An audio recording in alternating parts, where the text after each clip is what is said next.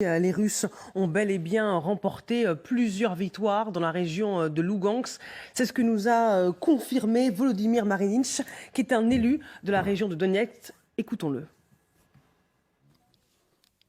Bon. Oui, effectivement, au début, la Russie avait un projet d'encercler, faire encercler du côté de Kharkiv, région de Zaporizhia, encercler le plus possible l'armée ukrainienne, tous les troupes ukrainiennes qui se trouvent dans le Donbass, la région de Luhansk, de Donetsk. Et aujourd'hui, ce qu'on constate, que l'armée ukrainienne fait pas seulement des contre-offensives, mais pas seulement défend, mais aussi fait contre-offensive. Évidemment, aujourd'hui, 90% de la région de Luhansk a été occupée par l'armée russe. C'est vrai, mais c'est pour cela, comme je répète, donc on a vraiment besoin, c'est un besoin urgent d'armement lourd pour pas seulement se défendre, mais aussi pour pouvoir mener des contre-offensives. Si on part de la semaine dernière, ce que l'armée russe a occupé Popasné, il se rapproche de la ville de Bakhmout. En réalité, la ville de Rubizhne, en réalité, il n'existe plus. Parce que la Russie bombarde les Lysychansk, Severodonetsk, les combats continuent. Et nous, on entend tous les jours des canonnades, parce qu'on se trouve même à 50 km de cela, on entend que l'artillerie lourde. La situation est extrêmement tendue pour vous, si je vous suis bien. Vous nous dites que vous avez besoin d'artillerie lourde, de manière urgente, un armement lourd. Pourtant, les États-Unis, entre autres, ont annoncé une aide militaire conséquente pour l'Ukraine à hauteur de plusieurs milliards de dollars. Cette aide ne vous est pas encore parvenue ?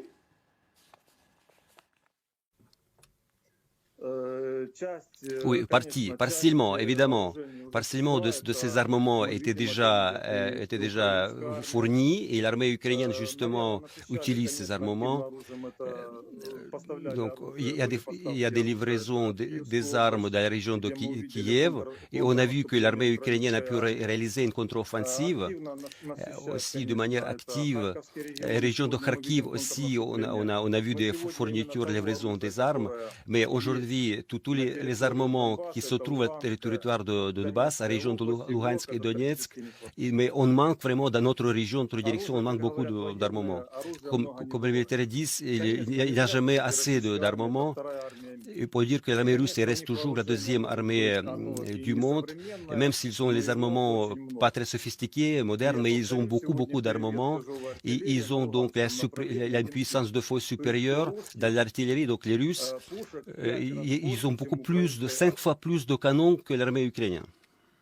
L'armée russe a 5 fois plus de canons que l'armée ukrainienne. Vous nous dites ce matin, on sait que votre territoire est la priorité de Vladimir Poutine en Ukraine. Est-ce que vous êtes préparé à perdre le Donbass? Est-ce que c'est envisageable pour vous?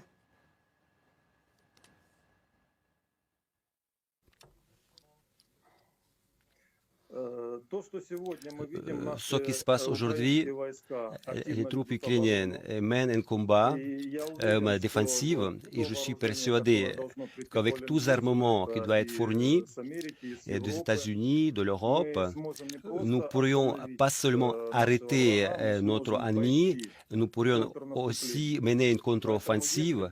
Et c'est pour cela, si des armements seront fournis d'une manière active, des canons, des systèmes de tir réactifs, je pense qu'en 6 mois, on pourra repousser l'armée russe sur les frontières qui étaient avant le 24 février.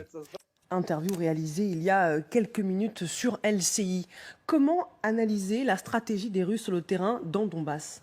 Bien, les Russes veulent s'emparer, bien sûr, du Donbass et comme ils n'ont pas suffisamment d'hommes pour le conquérir, parce que les Ukrainiens, depuis 2014, ont fait des positions défensives extrêmement fortes, c'est par l'artillerie qu'ils veulent briser la résistance des Ukrainiens.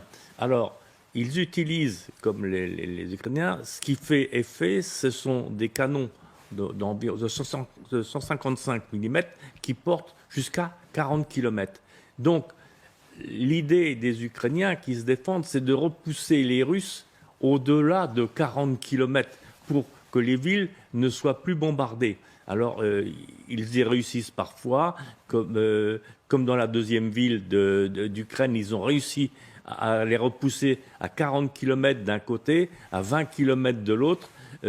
C'est ça le... À la frontière, en fait. À la frontière, oui. Xavier?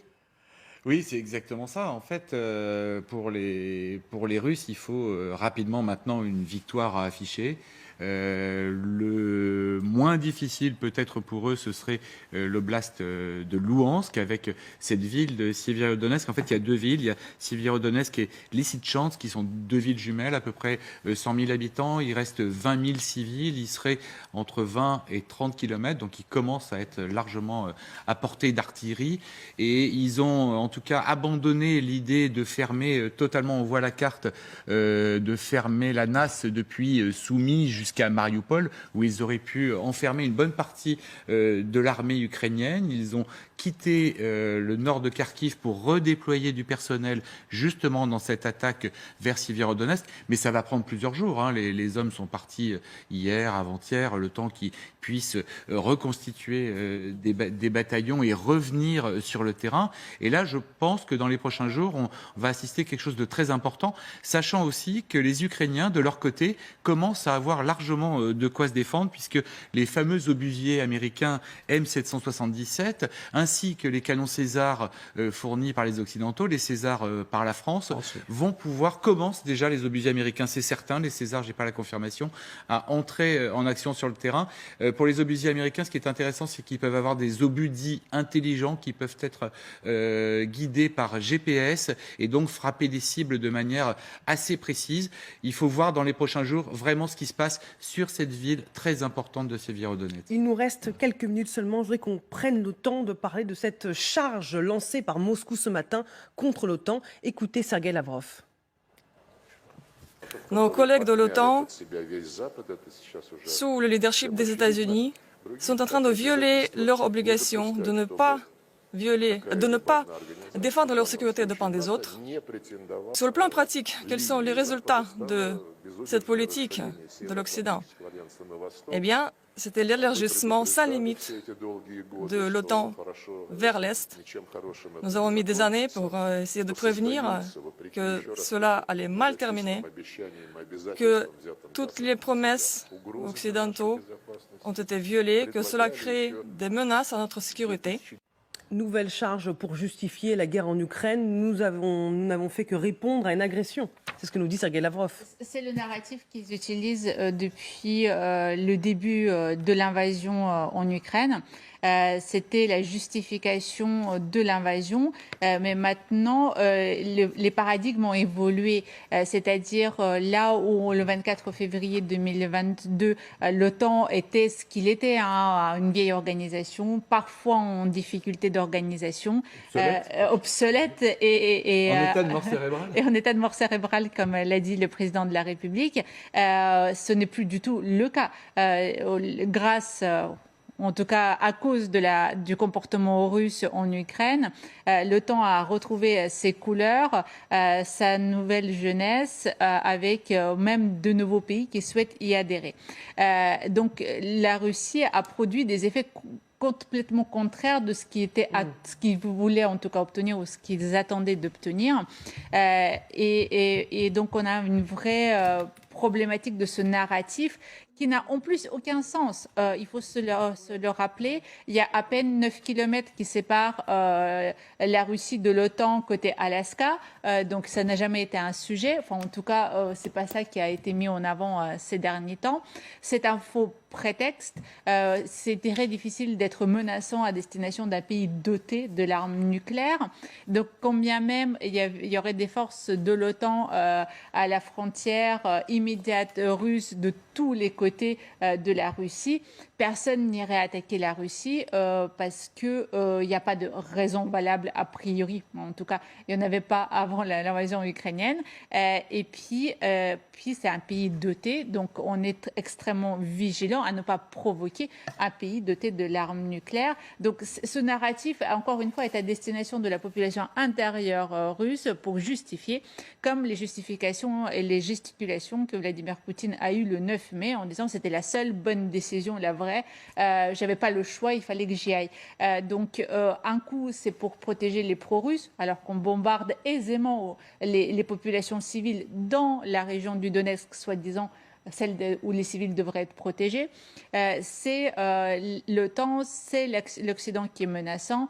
C'est le retournement systématique, sauf que l'impression qu'on a aujourd'hui, c'est que autant l'opinion publique russe pouvait être conciliante et entendre ces arguments auxquels elle a été préparée depuis plus de 20 ans, autant aujourd'hui, elle commence à être critique à ces arguments et ne pas les avaler tout cru. Et les Russes sont un peuple exigeant, pas forcément révolutionnaire, parce que depuis 1917, ils ont subi quand même beaucoup, mais un peuple exigeant qui peut demander des comptes dans sa façon pour montrer son opinion vis-à-vis du chef de l'État. Le mot de la fin avec vous, Patrick Martin-Génier. Oui, moi je trouvais que ce discours était complètement hors sol. Il a exprimé, il a à plusieurs reprises employé l'expression des violets. Il n'y a jamais eu de promesses faites par l'OTAN.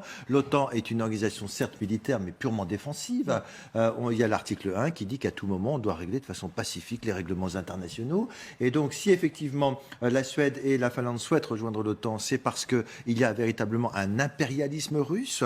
Et lorsqu'on écoute M. Lavrov nous parler de ses valeurs culturelles et dire qu'il est pour la démocratie, il est complètement hors sol, il instrumentalise effectivement le droit international, c'est un vrai mensonge, c'est un discours à destination de la population russe dont certains signes nous montrent aujourd'hui que Vladimir Poutine n'est pas nécessairement aussi soutenu qu'on l'avait dit, et il essaie de montrer qu'il n'est pas isolé sur la scène internationale, car il a évoqué encore une fois la Chine et l'Inde. En fait, ils veulent continuer à dessiner une nouvelle architecture de la sécurité mondiale, et c'est son objectif, mais bien évidemment, c'est un discours structurant qui n'a pas changé depuis la guerre froide et l'Union soviétique. Merci à toutes et à tous pour vos analyses très précieuses. Dans un instant, vous retrouvez Christophe Moulin et Claire Fournier pour LCI Midi.